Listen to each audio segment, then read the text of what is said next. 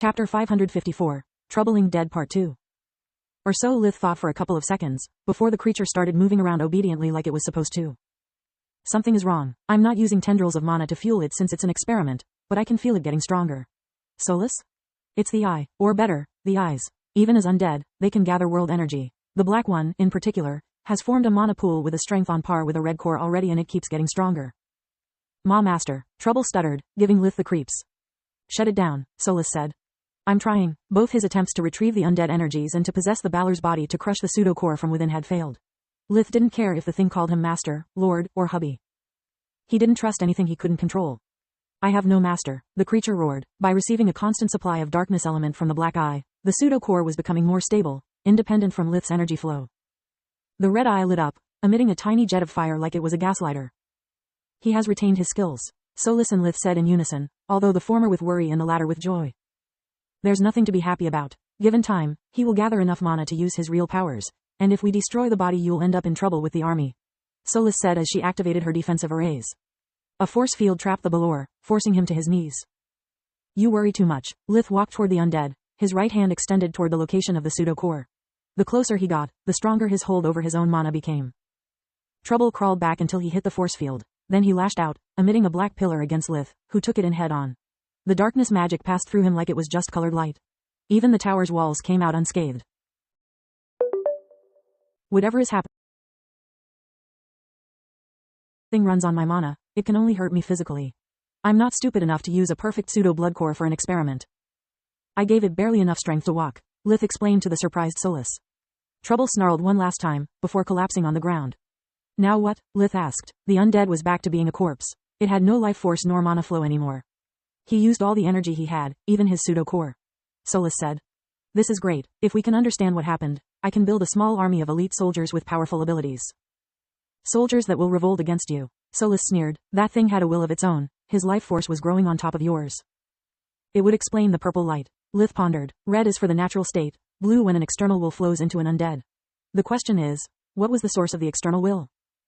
The eye? After all, they are the core of a Balor's power. Maybe the black eye amplified your spell to the point of turning it into greater necromancy. Soulless said. Lith surgically removed and stored it inside his pocket dimension before making a second attempt. This time, despite all of his efforts and mastery, the pseudo-core was unable to take root. The corpse straight rejected it. Let me guess, since Balors cannot process mana without their eyes, I can't resurrect it after removing the black eye. Lith said. It makes sense. Soulless's wisp nodded. Yasmo had 6 eyes, while Trouble only had 3. According to the bestiary, the remaining 3 are fused with Trouble's body. To test this theory, we need a Balor without the black eye. If we can raise it normally, then we are one step closer to fulfilling your crazy plan of making an undead army. Otherwise, back to square one. Yeah, tomorrow I'll buy a Balor at the market and we'll test your theory. Lith said while putting the eye back into the empty socket. Even his sarcasm couldn't hide that the idea of losing Trouble's body pained him. Even if everything failed and Balor's turned out to be impossible to reanimate as undead, it would still give him more insight into necromancy. After discarding vampires and liches as possible ways to escape from his resurrection cycle, Lith needed something new. Guess we'll never know. Soulless sighed. They were both aware that conducting a series of experiments to uncover an unknown phenomenon required time and effort. Unfortunately, they only had a few hours before they had to be at Xantia, and Lith was tired. Soulless put Trouble's corpse inside her pocket dimension, making sure that no trace of life nor undeath remained. Trouble was the first enemy they had fought inside her tower from, and she had no desire for a second round. The following day, Lith's mood was even worse. He had remembered how, according to Zolgrish, a Balor's eyes were powerful magical amplifiers. Failing an experiment was irrelevant to him. Back on Earth, his science professors always stressed how many trials and errors were needed before making a breakthrough. Losing his specimen and 3 amplifiers at once, though, was a loss from which it was hard to recover from. To add insult to injury, when he had called Camilla, hoping she could cheer him up with one of her smiles, she was in an awful mood too. Lith asked her many times if there was something wrong to no avail. When he reached Xantia's walls, Lith was itching for a fight. It was a medium-sized city, famous for being surrounded by a luscious forest where it was possible to find several rare mystical plants. Many magical beasts resided there, keeping bandits and monsters alike at bay. Xantia was one of the few cities in the north to have not faced a monster wave in decades. Unfortunately, the forest was both a blessing and a curse. As long as they weren't provoked, magical beasts were peaceful, but the same couldn't be said for some aggressive species of plants that kept growing no matter how many times they were burnt, cut, or destroyed with magic. Even magical beasts were forced to avoid specific areas of the forest. Merchants had a hard time reaching and leaving Xantia in one piece, which created a vicious circle. As long as Xantia was cut out of the main trading routes, it would never get a warp gate. At the same time, without a warp gate the city would never be added to the main trading routes.